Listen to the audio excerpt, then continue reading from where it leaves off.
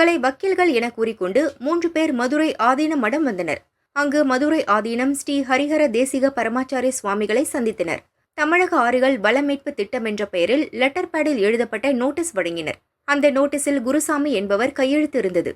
வைகை ஆற்றை சுத்தம் செய்ய தினமும் 15,000 தர வேண்டும் என ஆதீனத்திடம் கேட்டனர்.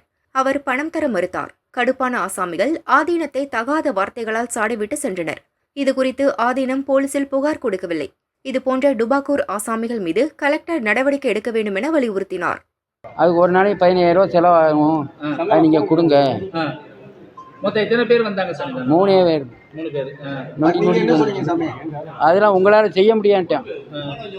அது அரசாங்கம் இருக்குது, மாவட்ட ஆட்சியர் இருக்காங்க, எல்லாரும் சேர்ந்தான் செய்யணும்.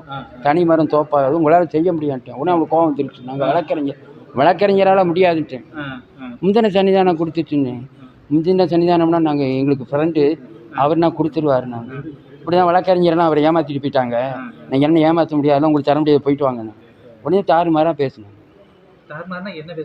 அதெல்லாம் சொல்ல முடியாது. உங்க வீட்டுக்குள்ள நான் வந்து நீ இந்த வீட்டுக்கு தலைவர் இல்லை, தலைவர் இருக்க தகுதி இல்லைன்னா என்ன அர்த்தம்? அதெல்லாம் என்னத்துக்கு அதெல்லாம் சொல்லிட்டு இருக்க வேண்டாங்க.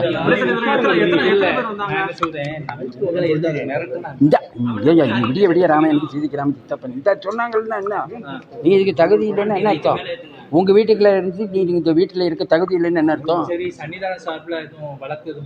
ஆமா, இதுக்கெல்லாம் சின்ன சுண்டை கேக்கலாம் வழக்கும் கிழக்கும். எவ்வளவோ இடங்களை மீட்டு வந்திருக்க சன்னிதானம் தர்மபுர ஆதீனத்துல இங்க வந்து நம்மள வந்து உள்ள மடத்துக்குள்ள வந்து பேசிருக்கான். காவல் நிலையத்துல வழக்கு எதுவும் நம்ம அதெல்லாம் காவல்கிட்ட நான் போக மாட்டேன்.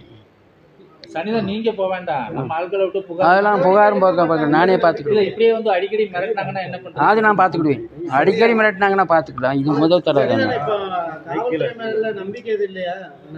பாத்தீங்களா? இதை தான் உங்களை விடக்கூடாது. இது இந்த டிவிக்காரங்க நம்பிக்கை இல்லைன்னு இல்லையா? இப்படி ஒவ்வொரு வீட்லையும் ஒருத்தவங்க மிரட்டுவோம். அதுக்காக ஒருத்தரும் போய் சொல்லிட்டு இருக்க முடியுமா?